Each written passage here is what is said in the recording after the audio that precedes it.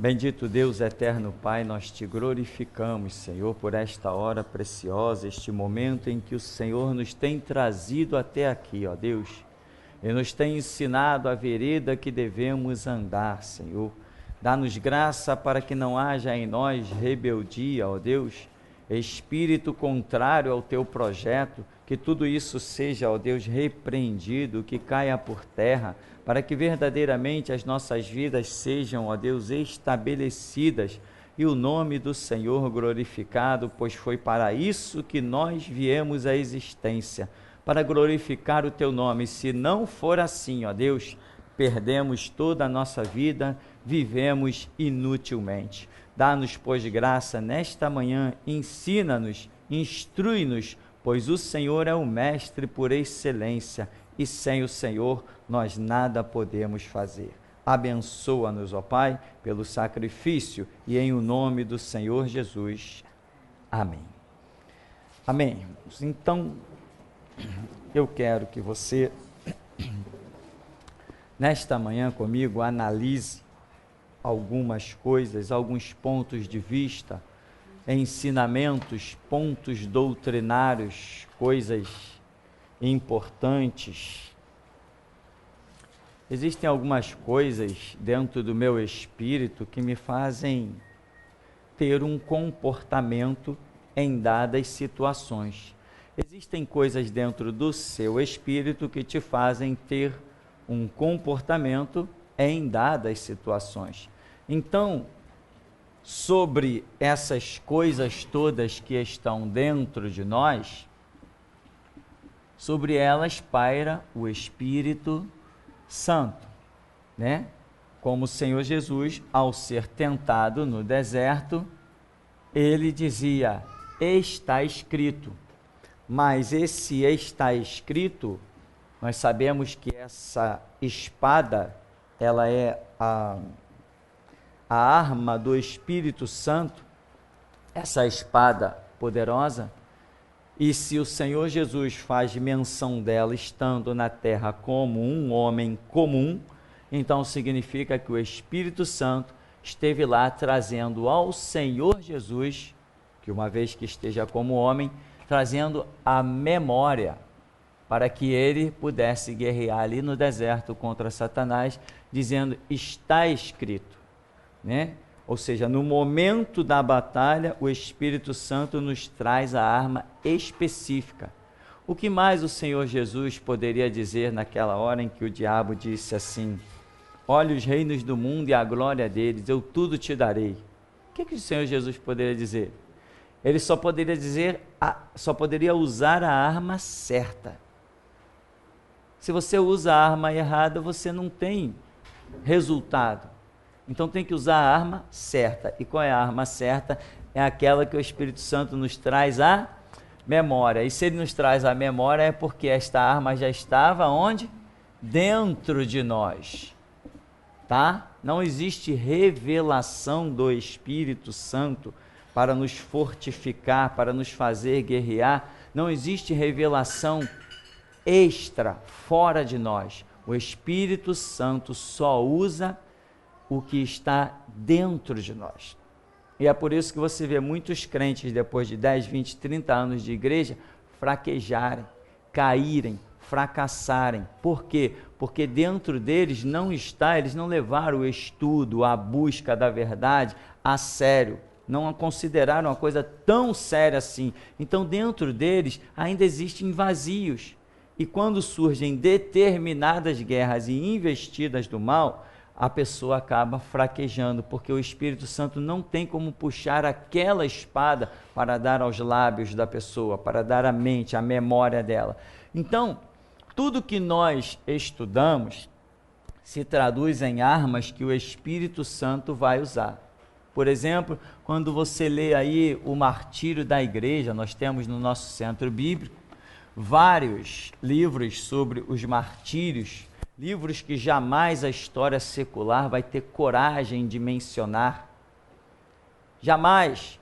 E esses livros todos sobre martírios, atrocidades, aberrações, atitudes de governos absurdas, coisas que um ser humano tem dificuldade até de acreditar, que alguém de posse de armas tenha feito tais coisas. Esses livros de história da igreja, como Palco de Martírio, são livros que hoje nos fortificam muito. Na hora da dificuldade, na hora quando nós imaginamos o que vem contra nós, que não sabemos, o futuro, o amanhã, mas nós já sabemos pelos livros, pelo aquilo que lemos, o Espírito Santo guardou dentro de nós, que não importa, o máximo que possa vir sobre nós é a morte. É o máximo. O máximo que pode vir sobre nós é a morte. E aí, pela memória das grandes obras que Deus já realizou, nós sabemos que mesmo na morte, nós temos a nossa vitória. Então é assim que a gente caminha, com ensinamentos. Mas tem pessoas até que pensam em fazer a obra no oba-oba, né? Montam lá uns palanques, aí dizem, ó irmão, agora oportunidade para um, oportunidade para outro, oportunidade para o outro e oportunidade para o outro. E vai vivendo de oportunidade e vai mantendo um grupinho ali, iludido, feliz, batendo palma, rezando missa para os mortos, fazendo culto fúnebre, vai mantendo aquela comunidade, todo mundo movido na emoção, é o G12, é isso, e vão se divertindo, vão catando dízimo, vão vivendo a sua vida que nem vagabundos, sem trabalhar, né? Porque quem está envolvido na obra, no evangelho, tem muito trabalho a fazer. Agora você vê pastores aí que a vida deles é água fresca o tempo todo, às vezes nem aparece na igreja. Ó irmão, hoje não posso ir não, estou meio cansado. Pede para o irmão fulano aí dirigir os trabalhos. Ah é, pastor, faz o quê? Não, manda ele dar oportunidade para as pessoas, tal. Aí mais ou menos quando estiver faltando os 10 minutos para acabar o horário da igreja, aí manda ele ler uma palavra, falar alguma coisa e encerrar. É assim que eles chamam de igreja. Eu chamo isso de antro de prostituição, sem vergonhice, pilantragem, mas normalmente esses lugares ficam bem cheios. Por quê? Porque as pessoas não têm conhecimento da verdade. Então, irmão, nós vamos hoje analisar aqui alguns detalhes do Salmo 23 e vamos ver o que este Salmo, com as misericórdias de Deus, tem a nos ensinar. Eu sei que você vai dizer assim, pastor, eu já li esse salmo aí umas 200 vezes, já até decorei ele. Eu vou dizer assim, que bom, irmão, mas eu acho que ainda hoje você poderá ouvir alguma coisa que você não tinha pensado. Amém? Então, o Salmo 23 diz assim, é Salmo de Davi, né? O Senhor é o meu pastor, nada me faltará. Bem, segundo estudiosos do idioma original, isso está longe de mim, eu nunca estudei idioma original e nem vou estudar, eu não tenho esse chamado, Deus não tem esse projeto com a minha vida. Deus não tem esse projeto. Eu nunca vou parar para estudar, fazer um curso de grego, um curso de hebraico, pegar os pergaminhos originais. Isso está fora da minha vida. Isso é chamado para outros, não é chamado para mim. Então, segundo os estudiosos, em livros que eles escrevem, não está escrito o Senhor é o meu pastor. Está escrito se o Senhor for o meu pastor, nada me faltará. Então, o Senhor não é o meu pastor. Se Ele for, para que Ele seja, eu preciso ter atitudes que sejam condizentes com o pastorado dEle na minha vida. Então, o Senhor não é o meu pastor. Para que Ele seja, eu tenho que provar. Como? Em submissão, porque pastor representa uma autoridade sobre ovelha. Não é isso? Agora, olha a distância de um pastor para uma ovelha. O pastor é um homem e a ovelha é um animal. Olha a distância. Um homem guiando animais. Ah, pastor, eu já tinha lido esse salmo, eu já tinha visto isso. Eu sei que você já tinha visto, mas me permita repetir. Me permita repetir que aquele que guia é porque enxerga. Porque se a ovelha também enxergasse, ela não precisava ser guiada. Eu sei, pastor, eu já tinha visto isso aí muitas vezes, pastor. Já estava até escrevendo um livro sobre isso. Né, Alessandro? Você já tinha rascunhado seu livro lá? Quer dizer que a distância é tão grande assim, de um homem guiando um animal? Olha a distância, irmão. Ah, pastor, mas pelo menos a ovelha é um bichinho rápido, né? É tão rápido que uma criança pega ela. Não, mas a ovelha enxerga tão mal que tem medo até de beber água quando a água está se mexendo. Ela fica achando que a água é um monstro que vai tragá-la.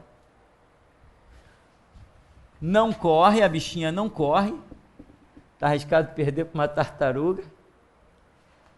Não enxerga. Enxergar é com X, né, irmão? Eu acho que é. Se não for, não tem problema, não. Tem tanto tempo que eu não escrevo alguma coisa que as letras estão me escapando pelos dedos. Não corre, não enxerga. Tem um sonzinho que não assusta ninguém. Bé. Compara com o rugido do leão. Irmão, uma vez eu fui no zoológico da Quinta da Boa Vista e tinha um tigre assim, passando para lá e para cá, e ele passa assim bem pertinho da gente, né, com medo de absolutamente nada. Quando ele passa, tu sente ele dizer assim: se esse alambrado não tivesse aqui, meu amigo, tu ia ver só. O bicho, ele não tenta te agredir, ele sabe que ali tem um limite, ele tem inteligência, ele não fica batendo com a cara naquilo ali. Ele é inteligente. Ele passa devagarzinho perto de você, te dá as costas sabendo que você não pode fazer nada contra ele. E uma vez eu estava ali no zoológico, e de repente um tigre ia passando, quando ele ia passando perto de mim, ele deu aquele rugido dele. Irmão, meu coração parecia que ia saltar. Eu estremeci da cabeça aos pés. O impacto do rugido daquele animal. Uma coisa assustadora. Lá na Praça 11, daqui para lá deve ser uns 700 metros, ficava ali, costumava se alojar alguns circos, né? Lembra que tinha uns circos que se instalavam ali na Praça 11? E uma vez tinha um animal lá meio estressado, eu não sei se era leão, se era tigre, o que era, o bicho rugia o dia todo, dava aqueles gritos. Irmão, aqui a gente sentia o tremor da coisa, do impacto violento. É característica do animal. Aí eu te pergunto, quando uma ovelha abre a boca com toda a sua força, você sente algum medo? Aquilo te causa algum impacto? Você não sabe se ela está rindo, se ela está gemendo. Se ela... Sou bom, treinei o dia todo para imitar a ovelha. Então, meu irmão, a ovelha é esse bichinho assim, ó, indefeso. Você já olhou as garras de um tigre, de um leão? Quando ele crava numa presa, não solta mais, parece um gancho. E a ovelha, como são as garras dela? Você já viu os chifres? Você já viu os chifres de um búfalo? De um touro? E a ovelha? O que ela tem para se defender? A ovelha é tão fraca que se a lã dela cresce demais e ela tropeça e cai com o peso da própria lã, ela não consegue se levantar. Não consegue se levantar sozinha. Quem sabia disso? Ninguém sabia? Oh, irmão, sabia, né? Você precisa estudar mais sobre as ovelhas. Você vai descobrir o quanto você é forte. Então, a ovelha não, meu irmão. É um bichinho indefeso a balde. É muito indefeso a ovelha. E segundo especialistas, eu não entendo nada de ovelha, mas segundo especialistas, ela só consegue enxergar a mais ou menos 7, 8 metros de distância. Ou seja, é uma distância muito curta para que ela consiga fugir de um lobo. Quando ela vê o lobo, está lá em cima. Vai fugir para onde? Você já viu um lobo correndo? Ele atinge pelo menos a 60 por hora. E a ovelha? Também atinge 60, né? 60 quilômetros por hora. O lobo atinge e a ovelha? Em 60 passos, né? A diferença é absurda. Ou seja, a ovelha é um animal que só sobrevive se for protegido. Eu vou te perguntar uma coisa. Você conhece ovelhas criadas no mundo selvagem? Os cientistas viajaram, atravessaram o Alasca, foram a Marte, voltaram e viram um grande rebanho de ovelhas vivendo selvagemente. Quem já viu isso?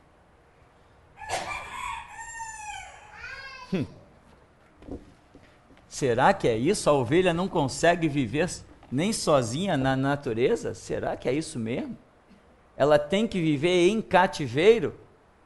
Será que por isso que Jesus disse, eu ainda tenho outras ovelhas que não são deste aprisco, me convém congregá-las, porque se não congregar, está frita, sozinha não consegue sobreviver. Então, meu irmão, se o Senhor for o meu pastor, nada me faltará. Por quê?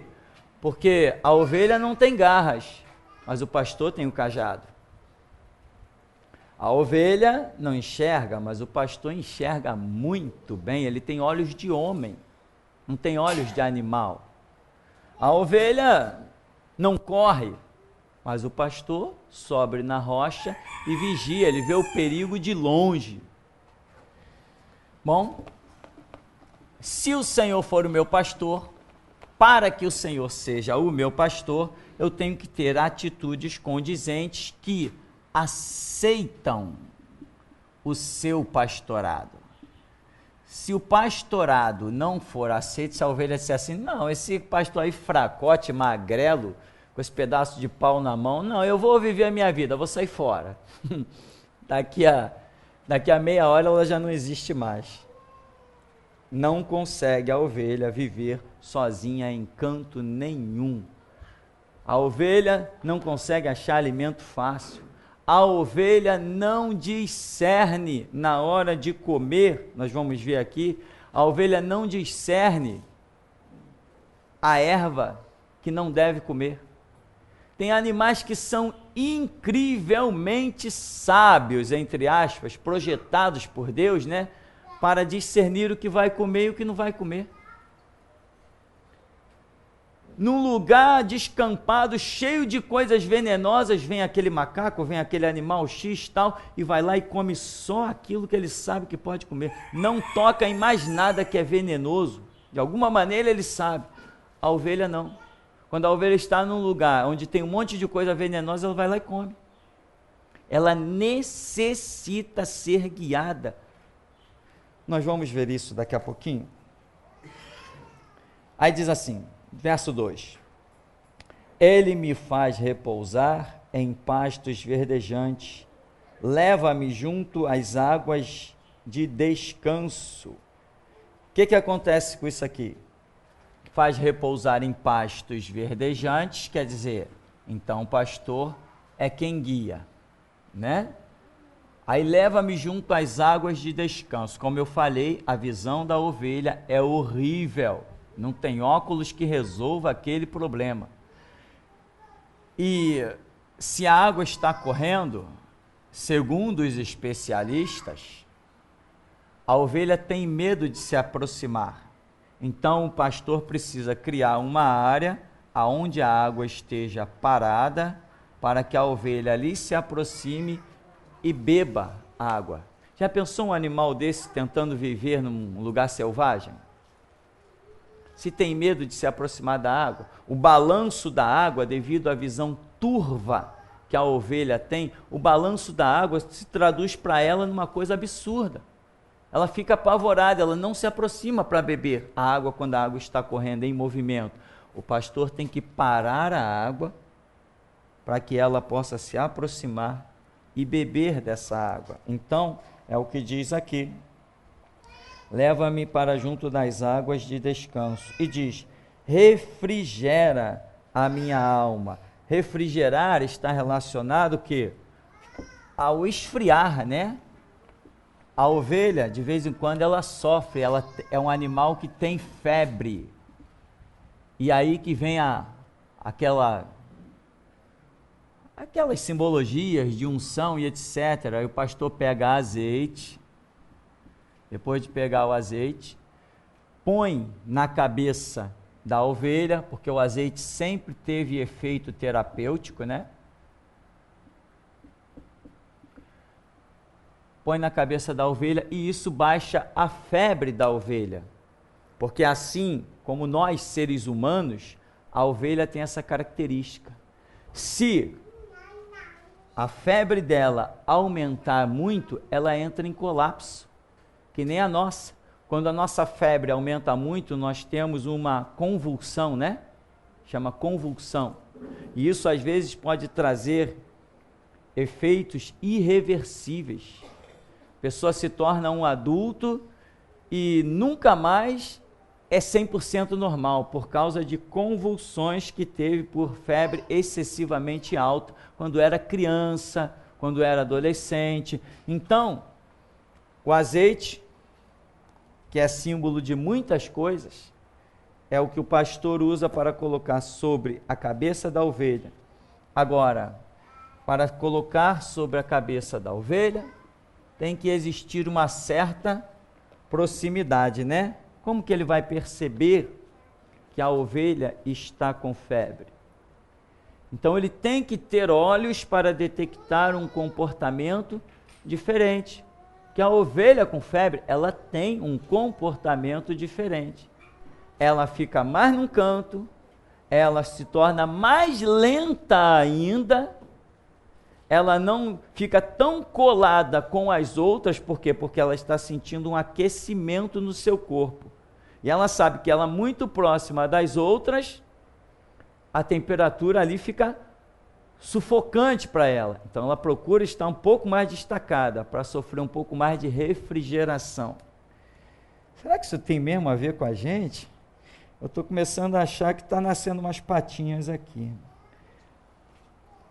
Aí diz: guia-me pelas veredas da justiça, por amor do seu nome. Quer dizer, esse guiar-me, né, pelas veredas da justiça, o que é a justiça? Guiar-me pela vereda da justiça, justiça, meu irmão, quer seja pela vida ou pela morte, justiça é triunfo, justiça é vitória. Então, está dizendo assim, a ovelha está dizendo que o pastor guia pela vereda da justiça por amor a quê? Ao seu nome. Ou seja, o nome do pastor está sobre a ovelha. Então, se esta ovelha é devorada pelo lobo,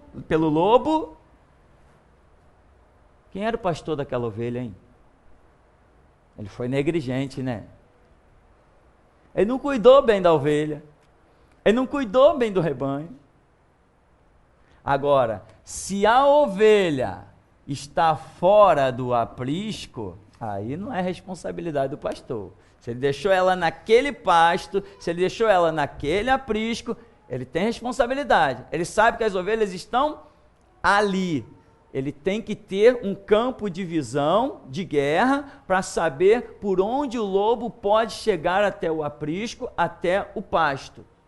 Agora, se a ovelha escapa do pasto, se a ovelha escapa do aprisco, não é responsabilidade nenhuma do pastor. Agora, qual o projeto do pastor? É guiar a ovelha pelo triunfo, vereda da justiça, para a vitória, porque o nome dele está sobre o rebanho. É o que Jesus faz? É o que Jesus faz. Em primeira mão, é o que Jesus faz. Jesus é o sumo pastor, ou o sumo sacerdote. mas ele constituiu pastores e sacerdotes. Ele é o sumo, ele é o acima de tudo, mas existem outros. Ou seja, Jesus é o sumo sacerdote, ou é o sumo pastor, como a Bíblia também fala, e ele não será substituído. Ser o sumo significa ter uma posição que é passada, como é que dá o nome? Quando o filho assume a posição do pai?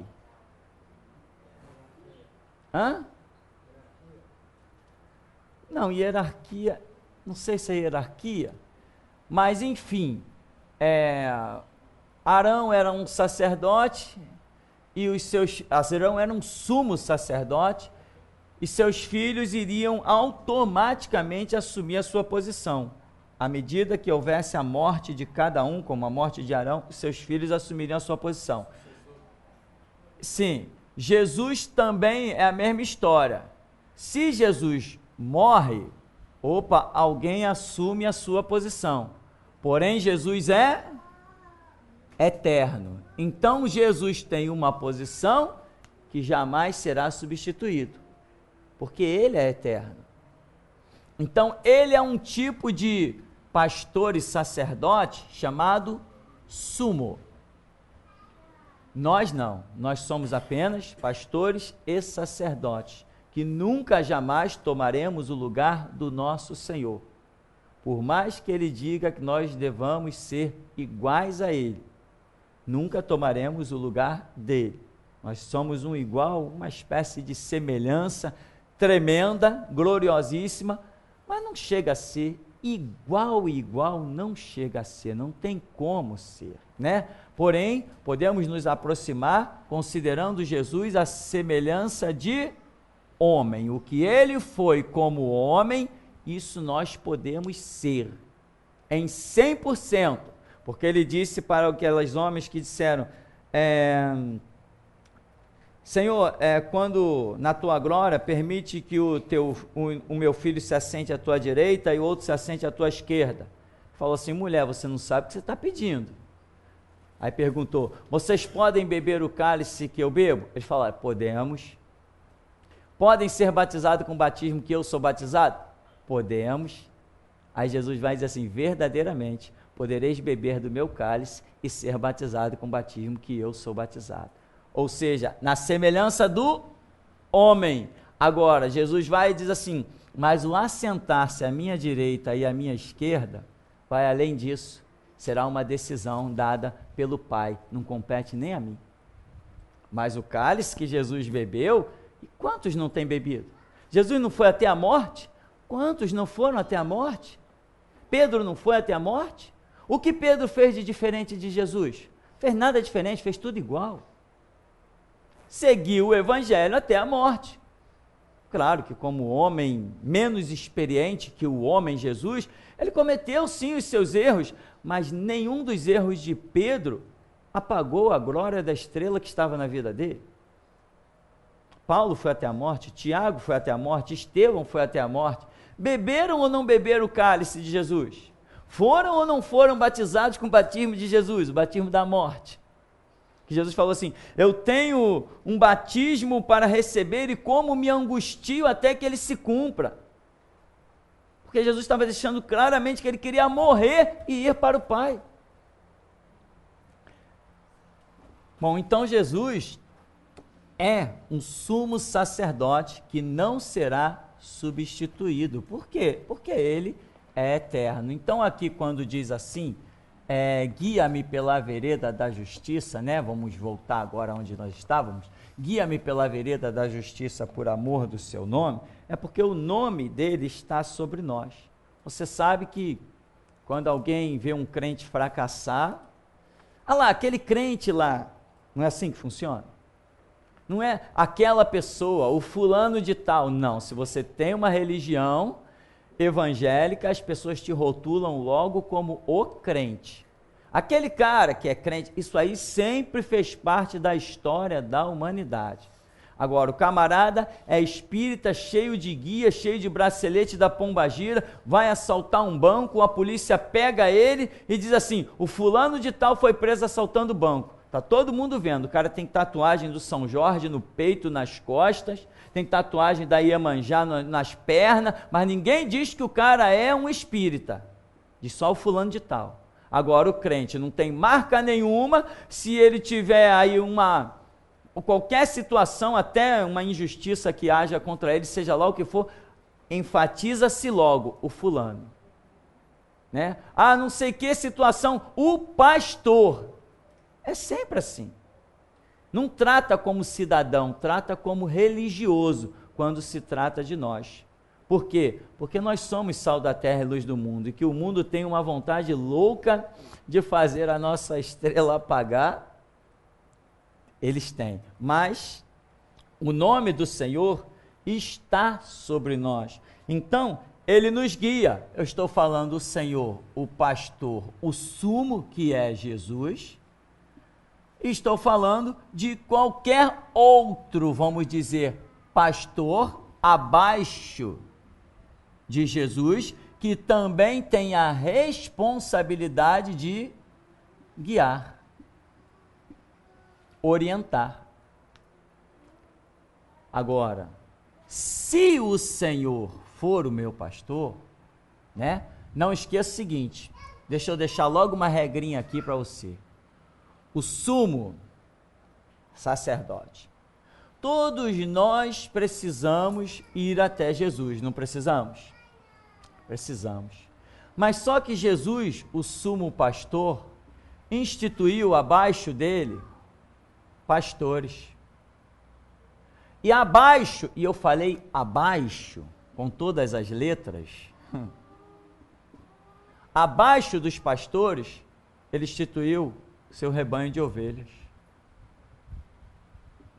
Ovelhas que precisam ser guiadas por pastores que apresentarão este rebanho ao sumo pastor. Estou certo ou estou errado? Alguém discorda? Sem conversa no gabinete, alguém discorda? Não é o que a Bíblia diz? Em tantos textos, que o pastor terá responsabilidade para apresentar o rebanho perante Jesus Cristo. Não é isso, não?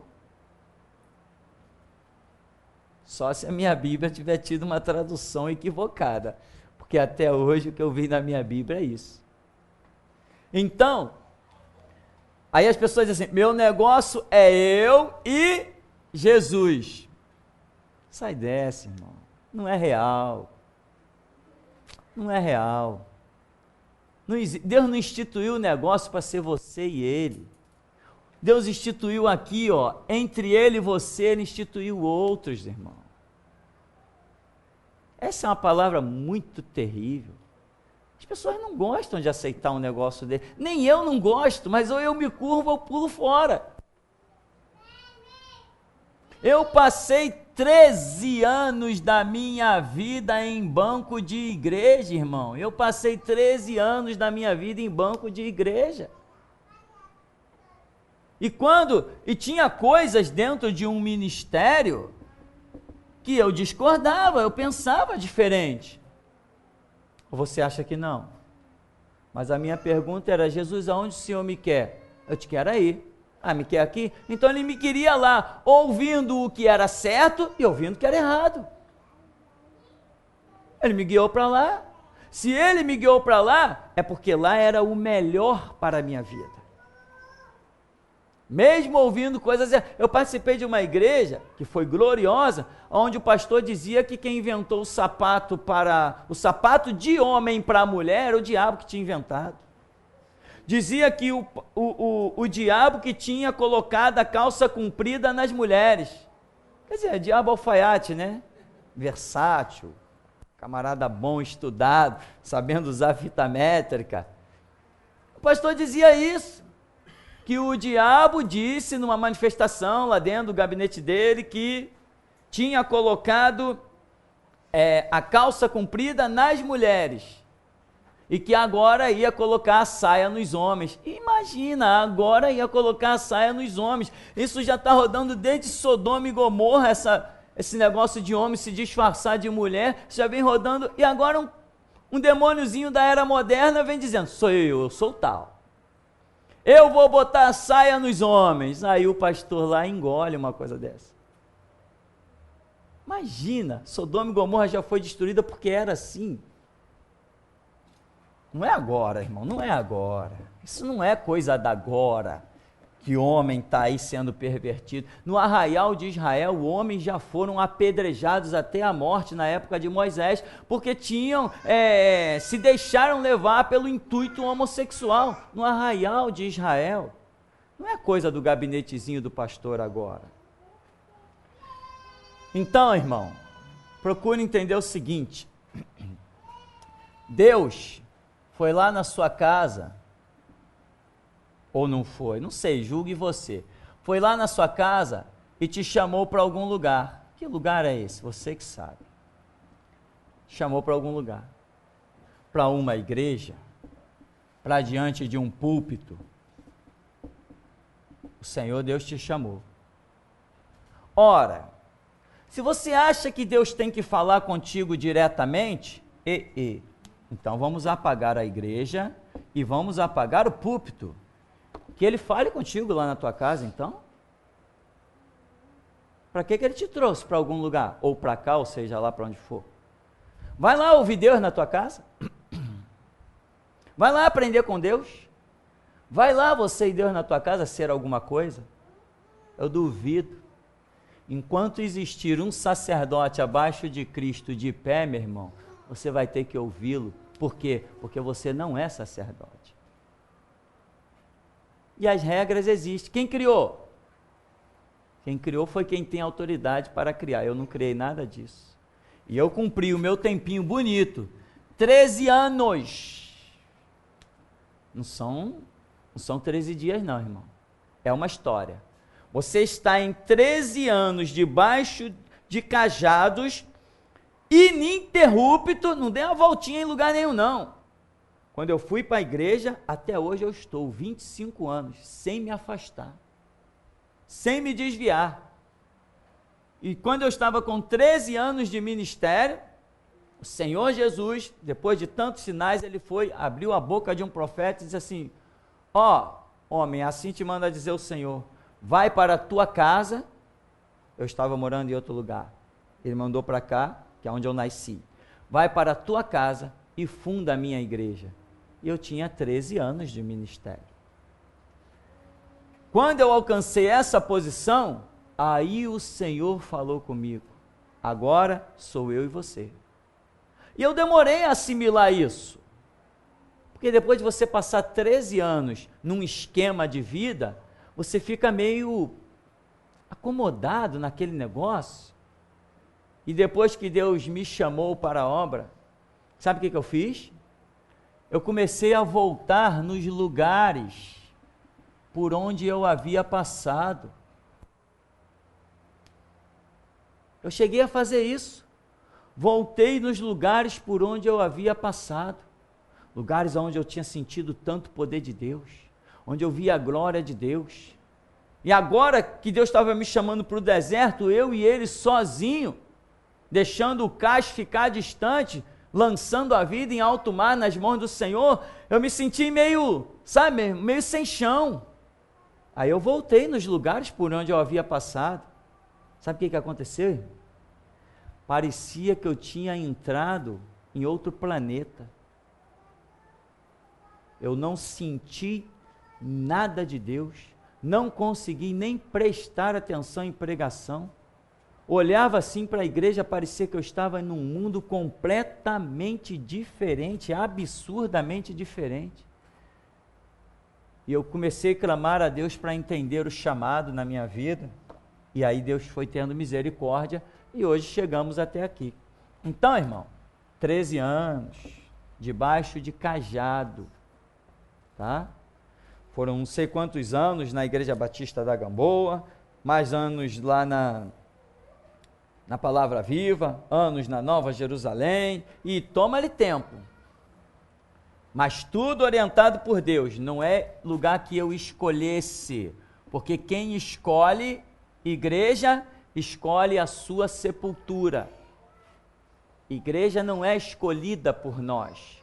Deus tem um plano na nossa vida e Ele nos dirige para onde nós vamos ouvir o que Ele quer que seja dito. Tem aquelas pessoas, né? Não, eu estou por aí procurando uma igreja. Eu estou procurando uma igreja. Lembrei. Eu tinha lembrado dessa frase ontem, meditando já nessa palavra. Eu lembrei dessa frase, mas eu achei muito incrível. O camarada, uma vez eu ouvi uma pessoa dizer assim, eu estou procurando uma igreja aonde a visão do pastor seja parecida com a minha.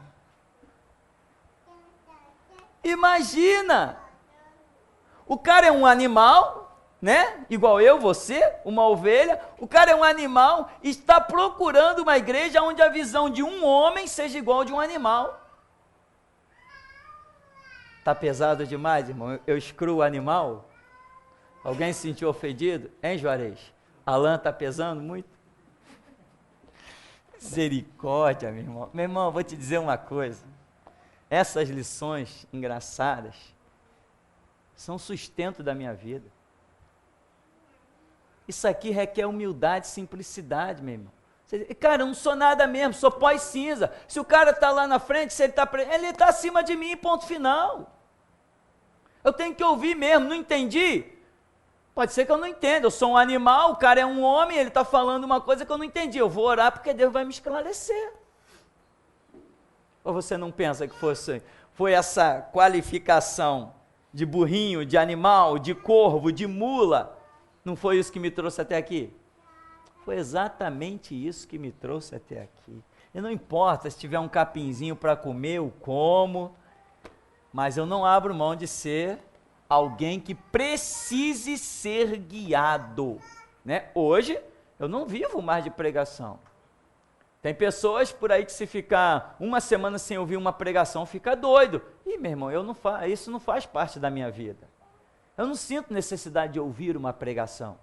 Eu não sinto necessidade de ler mais um livro. Eu não sinto essa necessidade. E tem outras coisas que se eu falar aqui, talvez você até se assuste. Eu não sinto nenhuma necessidade nem de orar. Oro por puro prazer. Necessidade? Não sinto. Não sinto essa necessidade. As nossas vidas têm estágios. E às vezes nós conseguimos ultrapassá-los. Incrível! E uma vez Deus revelou isso a meu respeito e eu fiquei sem entender. Mas hoje eu entendo. Como Deus é grande, além do que pedimos ou pensamos. Afinal de contas, como pode um animal como este aqui compreender a grandeza de Deus? Aí diz, né, então, guia-me pelas veredas da justiça por amor do seu nome. Se eu sou envergonhado, o nome do Senhor é envergonhado. Se eu sou engrandecido, o nome do Senhor é engrandecido, uma vez que eu vivo para dar testemunho da glória do seu nome. Amém? Agora, pastor, eu estou testemunhando de Jesus e a minha vida é ser humilhado. Irmão, vê bem se está mesmo testemunhando de Jesus. Porque quem testemunha de Jesus, passa sim pelo vale da sombra e da morte, mas passa. O camarada está no vale da sombra e da morte há 5, 10, 15 anos, caramba, eu nunca vi um vale tão profundo, nem um Grande Canyon. Está demais esse negócio, irmão. Não, a prova existe, o meio dela e o fim. Se a sua vida é só de prova, irmão, reveja os conceitos. É possível que você não esteja buscando a glória de Deus, esteja buscando a sua glória. Bom, aí ele diz, ainda que eu ande pelo vale da sombra da morte, não temerei mal nenhum, porque tu estás comigo. O teu bordão e o teu cajado me consolam. Esse verso 4 aí é o resumo de tantas coisas que o Salmo anteriormente já vem mencionando. Quer dizer, andar pelo vale da sombra e da morte é o caminho da ovelha, irmão. Indefesa. Ovelha é indefesa. É sem garras, é sem chifre, é sem rugido. Tem animal que só o rugido já assombra todo mundo. Um tigre, quando ruge na floresta, os pássaros em volta, os animais em volta, pula tudo fora.